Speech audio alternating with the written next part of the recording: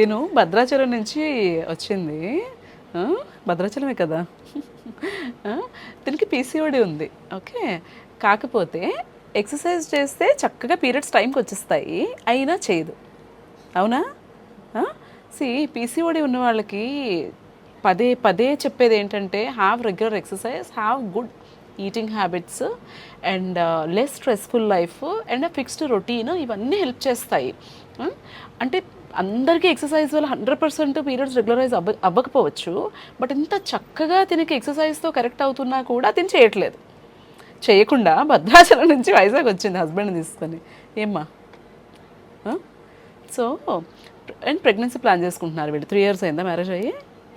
So మీకు pregnancy plan ఉంది, మీకు చక్కగా ఎక్సర్సైజ్ చేస్తే మంచిగా టైంకి పీరియడ్ వస్తుంది అంటే అర్థం ఏంటి?